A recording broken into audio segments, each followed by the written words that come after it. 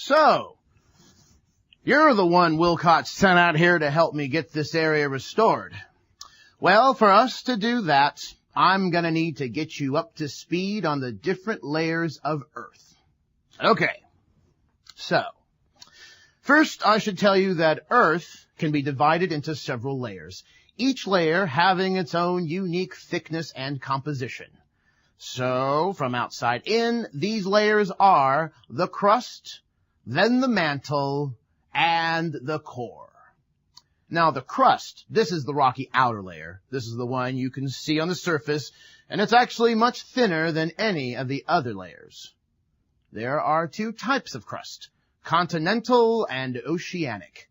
The type depends on whether the crust makes up the bulk of what's called a continental landmass, like North America or Australia, or if the crust makes up the floor of an ocean basin, like that far off the coast of California or England.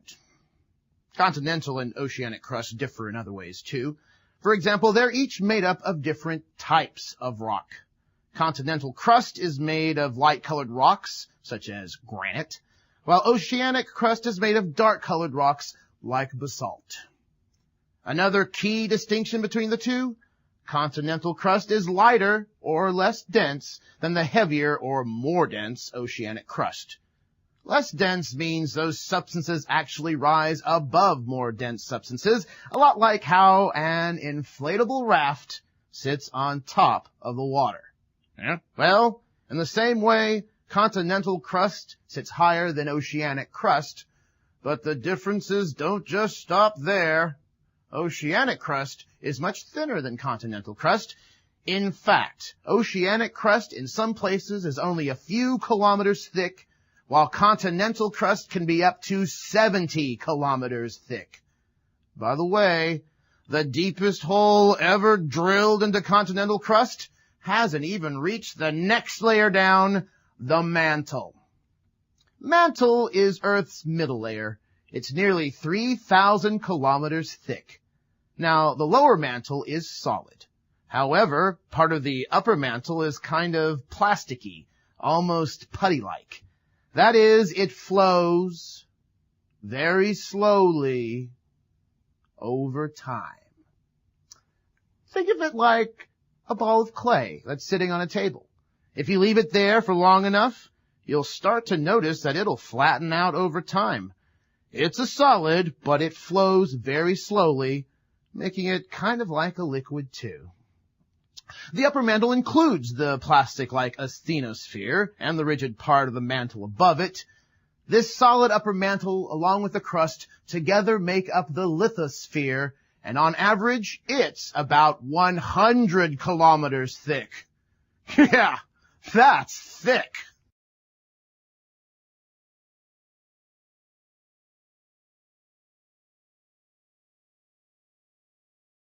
Now, let's explore Earth's deepest region, the core. It's located below the mantle, extending all the way down to our planet's center. Like the other layers, the core can be subdivided. First, there's the outer core. Below it is the inner core. The inner core begins 5,000 kilometers below Earth's surface. The liquid outer core is made up of mostly iron and nickel, and it's got to be really hot for these metals to melt.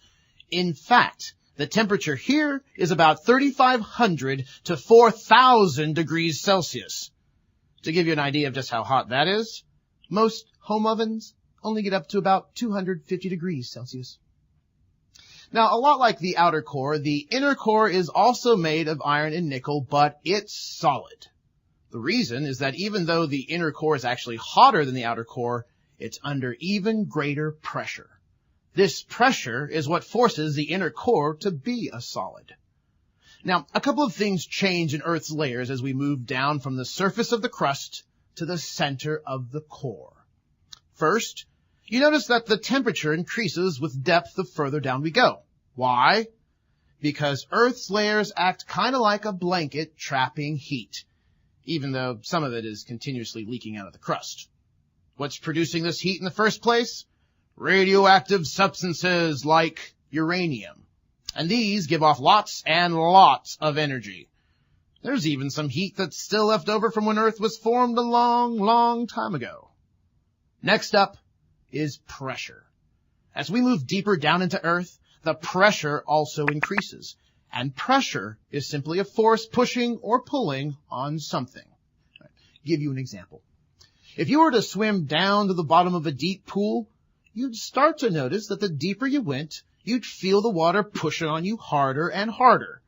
This feeling is due to increasing pressure.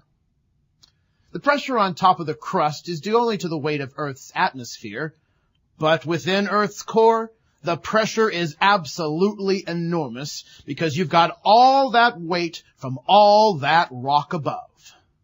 Finally, density. You want to find the density for something, the formula is kind of easy. All you got to do is divide its mass by its volume. Density also increases the deeper we go, which makes sense because more dense things are found below things which are less dense. Okay, Mind Keeper, you can go ahead and check this area as restored.